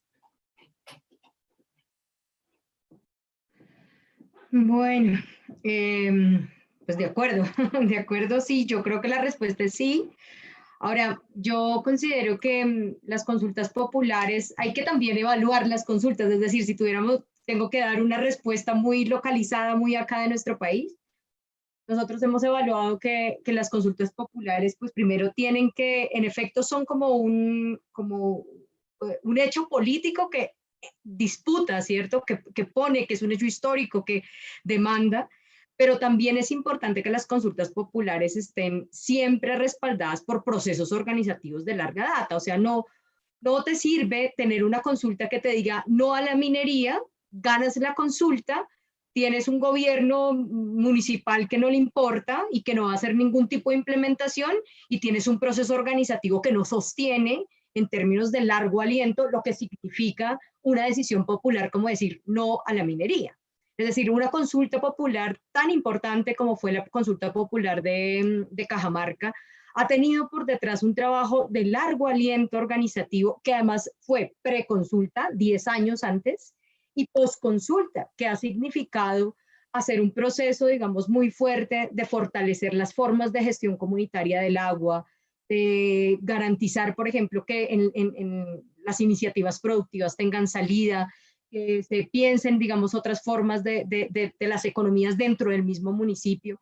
Entonces, a mí me parece que sí puede ser, pero en tanto tengan un proceso organizativo. Nosotros, no es una mentira que en Colombia somos unos fetichistas de la ley, ¿no? Entonces nos gusta, llegó un momento en donde todos los municipios querían hacer consulta popular. Y nosotros les decíamos, bueno, pero ¿por qué? O sea, ¿qué es lo que quieren hacer y cómo eso nos va a proyectar?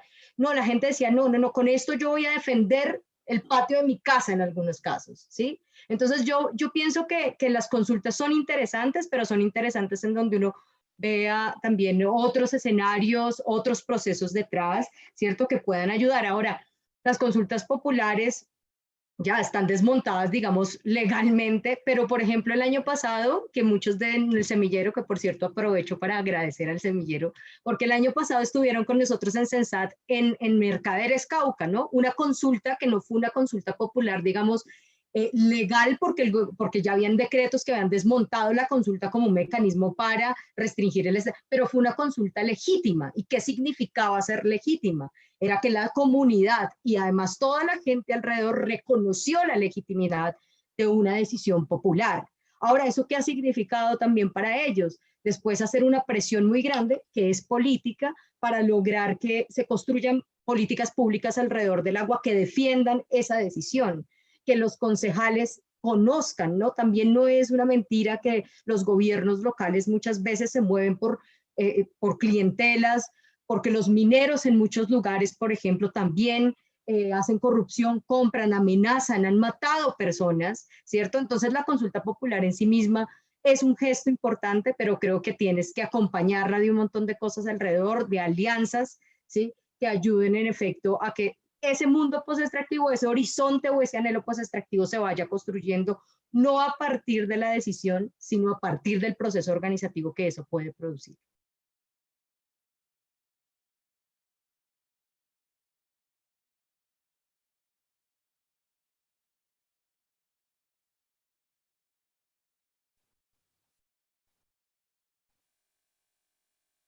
Udi, no te duermas. No, yo ya dije que sí, no tengo más nada para agregar. Perfecto. Bueno, como les dije al inicio, finalmente se abre como el debate entre el público y ustedes pues para ver qué apreciaciones tienen las personas que nos han estado escuchando y qué preguntas también. En el chat de Zoom hemos ido colocando algunas preguntas, no sé si les gustaría revisarlas porque hay unas que están específicas, como hay una para Catalina y otra para Alberto y hay otras que están generales. Entonces sería como importante que las miren y decidamos sobre cuáles vamos a discutir a partir de este momento.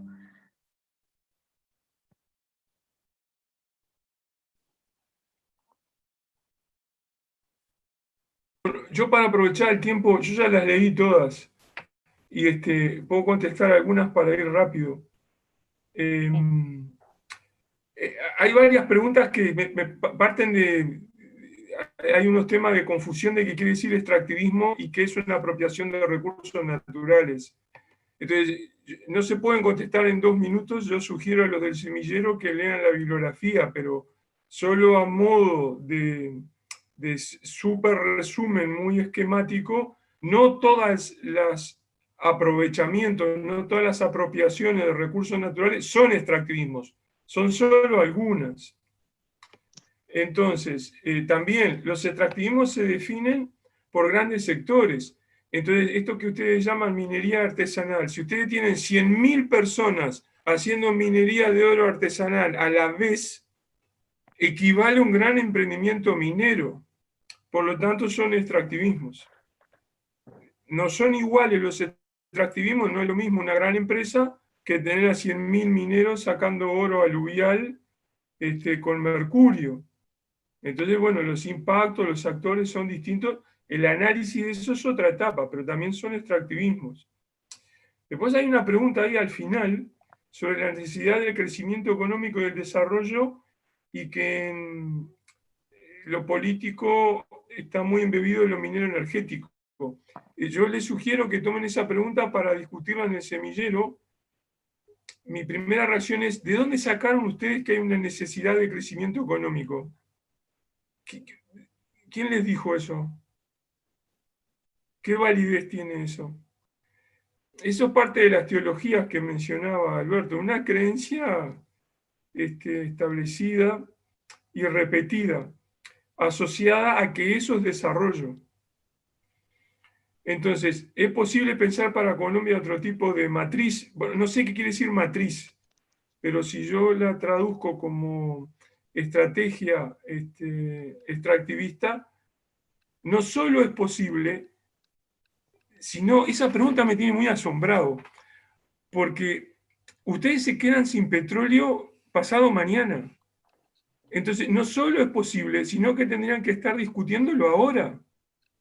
Entonces, eso es otra cuestión muy impactante. Ya saben que se van a quedar sin petróleo dentro de muy poco. Ese tendría que haber sido el tema principal de la última campaña electoral, lo fue solo tangencialmente. Entonces tienen que estar discutiéndolo ahora para no pasar a ser un país totalmente dependiente y perdiendo uno de sus rubros de exportación, ver qué van a hacer con ese poco petróleo que les queda. Listo mi parte. Muchas gracias, Eduardo. Entonces, ¿quién de ustedes dos desea continuar? Si de pronto desean responder alguna de las específicas o vamos con una general. Si quieres, yo respondo una específica, porque creo que hay otros temas que Alberto seguro va a poder profundizar mejor, y es ¿usted cree que las transiciones al extractivismo estarán en el centro del debate político electoral del 2021 y 2022? Deberían. O sea, no solo por eso, la geopolítica, digamos, del carbón, que es el segundo, tenemos petróleo, después tenemos todas las empresas multinacionales desfinanciando carbón, y acá, en cambio, siguen insistiendo en ampliar la frontera, desviar el arroyo Bruno, no sé. Entonces, yo diría sí. Ahora, para esto también yo creo que cuando hablé de los espacios, se ha hecho un trabajo, voy a decir, de cualificación del debate. O sea, nosotros cuando en la campaña pasada tuvimos a Petro diciendo, vociferando, diciendo que el modelo hidroenergético era de energía limpia. Yo decía, pero Petro, o sea, no te has leído nada en la vida de esto, porque está clarísimo que no lo es.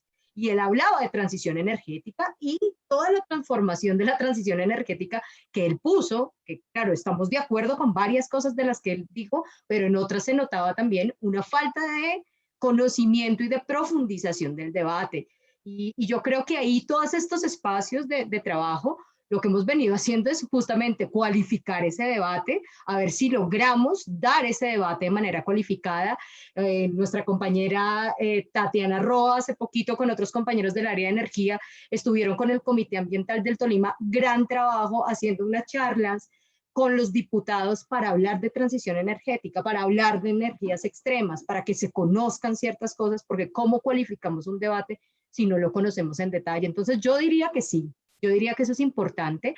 Ahora, hay cosas en la transición que sí se están dando, que no lo pude decir en profundidad en la charla, pero por ejemplo la transición energética corporativa, en donde tenemos un montón de proyectos, no tengo las cifras acá, de energías eólicas y de energías fotovoltaicas entregados en ciertas zonas, diciendo que esa es la transición energética y que esa además es la transición justa que requerimos, que es muy singular porque es decir, más minería para hacer paneles fotovoltaicos y todo lo demás necesitas minería, ¿cierto?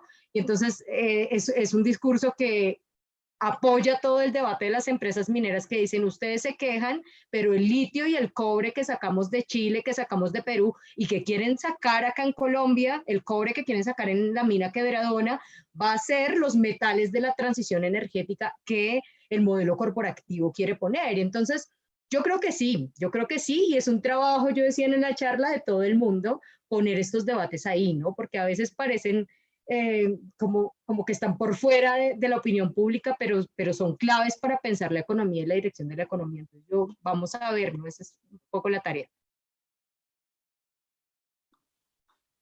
Me gustaría empezar haciendo una puntualización que no está en las preguntas, pero que podría ser significativa para la discusión. Ya mencioné algo en mi primera intervención, que los progresismos y los neoliberalismos, los gobiernos, están convergiendo. De tal manera convergen, hay un artículo de Eduardo Budinas, que creo que fue del año 2016, La convergencia de los extractivismos se llama, en donde él recupera la intervención de un presidente neoliberal colombiano, Juan Manuel Santos, que públicamente en una asamblea de la industria petrolera colombiana le agradece al presidente progresista ecuatoriano Rafael Correa por las enseñanzas que le dio de cómo romper la resistencia de las comunidades. Yo creo que en ese escenario tenemos que estar muy claros. Y le digo sobre todo a ustedes que viven en Colombia, que de una u otra manera todavía tienen la ilusión de un gobernante progresista. Ojalá ese gobernante progresista haga algún esfuerzo para transitar en una senda post-extractivista y aliente una propuesta de soberanía energética. Me parece que eso sería lo mínimo de esperar, porque simplemente reeditar lo que hicieron los gobernantes progresistas, que abrieron la puerta en un caso, como es el de Brasil, al retorno a la extrema derecha, o que enterraron las ideas de buen vivir, al menos temporalmente, no sería el camino adecuado. Y en clave con reflexiones de transición energética, hay que tener mucho cuidado. Catalina tiene toda la razón. Aquí hay que discutir el escenario, el contenido, la esencia de la transición energética, porque no simplemente es cuestión de decir, por ejemplo, que vamos a tener automóviles eléctricos, como que eso va a resolver todos los problemas, porque se van a necesitar una gran cantidad de minerales como el litio y otros más para construir esos automóviles eléctricos que van a seguir llenando las calles y generando problemas. La solución pasa por un transporte público. Ojo también con las fuentes alternativas de energía que reciben un gran impulso y a veces subsidios. En Ecuador, me imagino que en otros países de la región deben también estar viviendo lo mismo. Tenemos una presión fuertísima sobre los bosques de la Amazonía y de la costa y de otras regiones donde hay el palo de balsa. Ecuador ha exportado a China en el último año incrementó en 800% la exportación de palos de balsa. ¿Para qué usan los chinos el palo de balsa? Para hacer el alma, la estructura de los generadores, de esos rotores de generadores de energía solar. O sea, hay que tener mucho cuidado con esto de la transición energética. No es cuestión simplemente de dejar los combustibles fósiles, que hay que hacerlo, porque no podemos consumir lo que existe. Ya lo dijo incluso la Agencia Internacional de la Energía en el año 2012. En el subsuelo tienen que quedar las 2/3 partes de todos los combustibles fósiles conocidos si no queremos calentar la atmósfera en 2 grados. Y en ese contexto, entonces, la pregunta es, ¿Cómo logramos una sociedad o una comunidad o comunidades donde todos puedan vivir con dignidad? La abundancia no se puede reflejar, por ejemplo, en niveles de vida dispendiosos, como los que existen en los Estados Unidos o en Europa. Si todos vamos a consumir como los Estados Unidos, vamos a requerir unos 4 planetas. Eso es insostenible. Tenemos que replantearnos las lógicas. Claro, el buen vivir es para toda la comunidad, no dolce vita para muy pocos. Entonces hay algunos puntos que para mí son claves. Uno, tenemos que irnos liberando de la religión del crecimiento económico permanente. El crecimiento económico no garantiza la felicidad. Es lo que se conoce como la paradoja de Sterling. Podemos ver para casi todos los países crecimiento económico per cápita en las últimas décadas, pero el índice de felicidad se mantiene estable o decreciente. Tenemos que pensar que el crecimiento económico no ha reducido la inequidad ni ha superado la pobreza. Tenemos que pensar que el hambre en el mundo no es porque faltan alimentos. Tenemos que pensar que el crecimiento económico, tal como está previsto, es causante de tantos destrozos y es causante de tantas pandemias. Pero hay que dar paso entonces a cuestiones complementarias, ir desmercantilizando la naturaleza. Desmercantilizar la naturaleza debería empezar con el agua. El agua no podría ser simplemente una mercancía. Hay que verle como un bien común, como un bien patrimonial, como un bien estratégico, como un común que tiene que ser salvado y protegido, porque los seres humanos no solo que requerimos agua, somos agua. Luego hay que dar paso a procesos de desconcentración y descentralización, sobre todo de los sistemas de producción que están generando tantas dificultades y de esas ciudades inmanejables, ¿ya? Estoy pensando en muchas ciudades de nuestra América y por cierto, todo esto conduce a algo que es eminentemente crítico e indispensable: el reparto de la riqueza, la redistribución de la riqueza y de los ingresos. Uno de los mecanismos en términos de ingresos es la renta básica universal sin condiciones, que tiene que ser financiada por los grupos más acomodados de la población. Todas estas cuestiones hay que comenzar a plasmarlas, a discutirlas, a proponerlas en proyectos muy concretos desde lo local. Yo sí valoro mucho lo local, pensando desde abajo el mundo y desde lo local a lo nacional, lo regional y lo global. Esa es la gran tarea que tenemos entre manos. Catherine, quizás había ahí otra pregunta que me parece interesante, es como más para discutirlo, porque supongo que la persona que hace la pregunta, que pregunta acerca de cuál es el lugar que le podemos dar al Estado en las agendas del movimiento antiextractivista, yo le preguntaría qué estado, porque me da la sensación en la pregunta que está pensando en un estado de bienestar que no es el estado que tenemos hoy. O sea, tenemos un estado neoliberal con una cooptación corporativa muy clara, ¿cierto? Y que ese es el estado que hoy está en el mundo latinoamericano, ¿no? Y entonces, pues, descartarlo por completo, pues yo creo que no es completamente descartarlo, porque de todas maneras en muchos escenarios es el antagonista también. O sea, no es el protector de los derechos de las comunidades ni nada, sino es el antagonista, porque las políticas del Estado y de los gobiernos que los tienen, pues en nuestro caso en Colombia tenemos más o menos en lo minero energético el mismo gobierno desde el año 2001 hasta el día de hoy. O sea, es el mismo en términos de política pública. Y tú dices, pues, ¿qué Estado? No es dejarlo, no es descartarlo, porque sin duda el Estado y los debates, esto sobre todo lo hemos aprendido mucho con los sindicalistas, que ellos en los espacios sí insisten mucho en la necesidad, como lo decía Alberto, de que sea el estatal, que sea el Estado el que maneje el petróleo, el que maneje la minería. Nosotros les hemos dicho, bueno, pero eso hay que repensarlo, porque la gestión de los minerales, del agua, de los elementos de la naturaleza en manos del Estado no garantiza, digamos, mayores derechos o mayor equilibrio. Entonces, hemos venido caminando con ellos cómo pensar gestiones mixtas, por ejemplo, ¿sí? Público-comunitarias de la energía, público-comunitarias el agua, pero digamos que esos son debates de profundo calado, porque también somos conscientes del estado que tenemos hoy, de los estados que tenemos hoy, que son estados en efecto cooptados corporativamente y con los cuales sin duda es muy difícil, ¿no? Nosotros en el marco de la Mesa Minero Energética había un gran proyecto que se llamaba el DINAME, el Diálogo Nacional Minero Energético, en donde muchas personas y muchos actores y actoras íbamos a estar ahí discutiendo de esto. Pero el gobierno actual no quiso seguir en ese espacio, porque claro, es difícil, son como diálogos, como les llaman ellos, diálogos impensables, ¿no? Porque tenemos estados también que son estados impensables para proteger los derechos de las comunidades y de la gente. Muchas gracias, Catalina.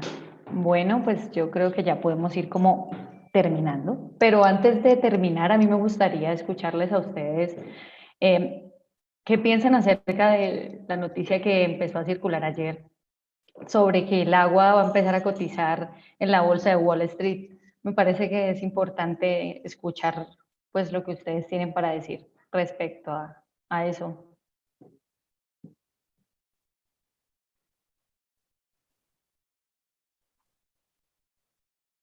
Es una pregunta muy arriesgada de mi parte, pero me gustaría pues escuchar ustedes qué opinan.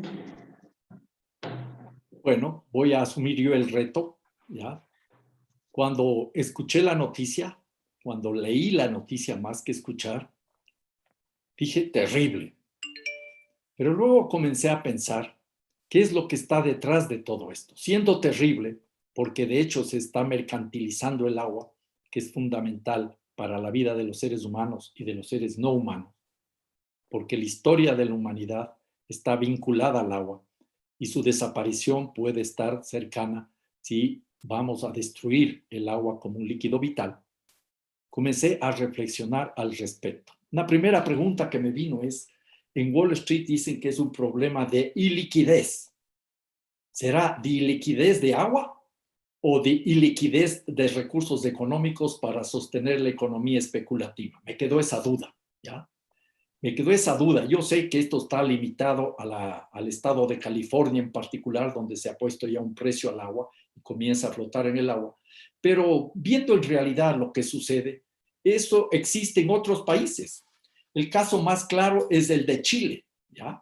En Chile el agua está privatizada por Constitución, artículo 24, y en el Código del Agua está establecido una serie de reglamentos y de disposiciones, inclusive multas, óiganme muy bien, multas para quienes han concesionado el agua y no utilizan el agua que tiene que ser utilizada en criterios productivos. Entonces, el agua entra en la bolsa de valores y se vende en ríos, caudal de ríos que no ha sido comprobado técnicamente. O sea, que hay una tremenda aberración. En el caso de Chile, esta racionalidad, esta irracionalidad en el manejo del agua provocó un incremento del consumo del agua de un 400% en los últimos 30 años, con tremendas afectaciones. No tengo este rato en la cabeza la cifra exacta, creo que son 4 millones de personas que tienen dificultades para acceder a agua potable, y además de los problemas que están surgiendo en lo que se consideran como los territorios de sacrificio en Chile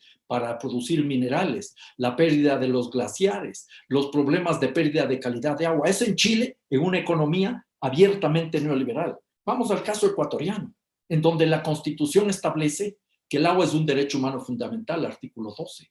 Se prohíbe el acaparamiento de agua y tierra, artículo 282.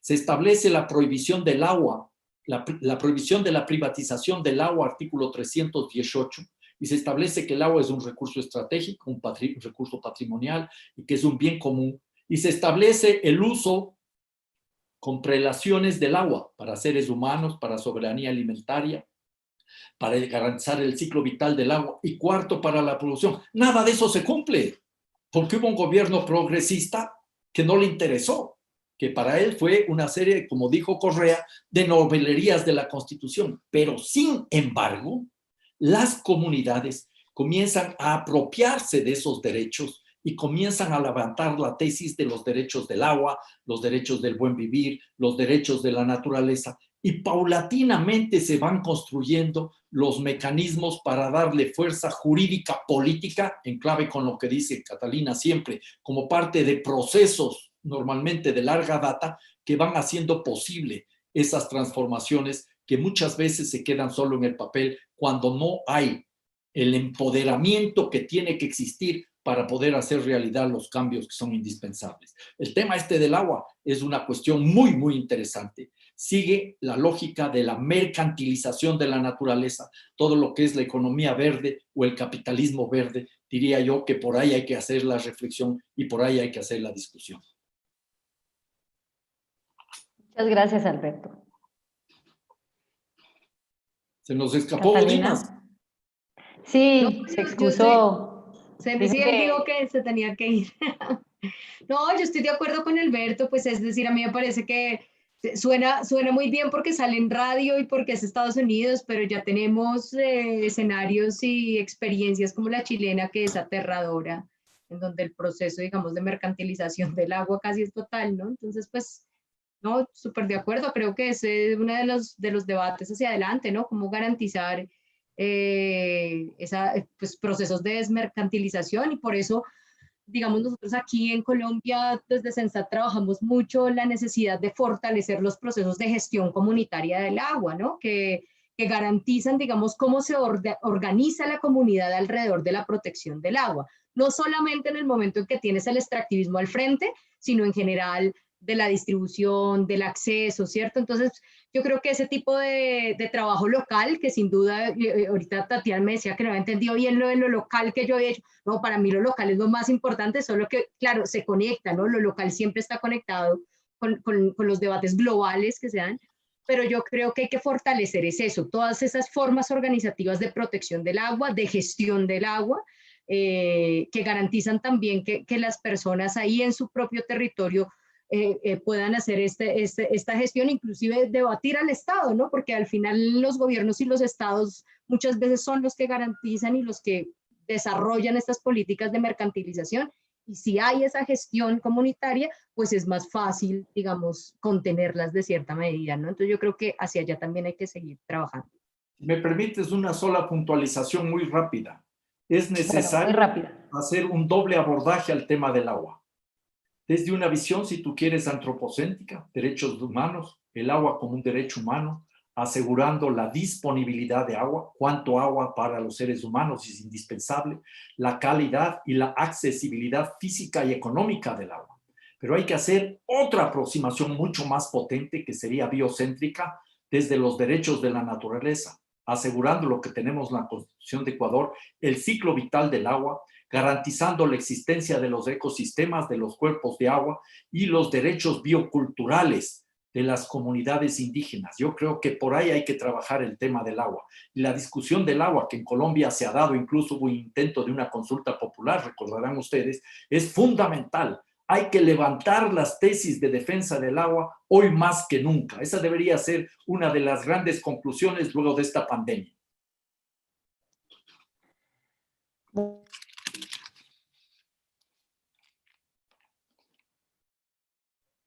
Qué pena. Que muchas gracias, les estaba diciendo, en nombre del Semillero Taller de Etnografía, por pues, hacer posible este conversatorio, por aceptar nuestra invitación. Pues nada, ojalá podamos tener otro espacio para podernos encontrar y seguir discutiendo acerca de estos temas tan importantes y sobre todo emergentes. De acuerdo, muchas gracias y buenas Muchas noches. Les gracias. agradezco la Bueno, invitación. Alberto, hasta muchas luego. gracias, un Hasta gusto luego, gracias, y gusto de verles. lo Buenas mismo, noches. que esté muy bien. Gracias a todos y a Axel, muchas gracias. Y a todos.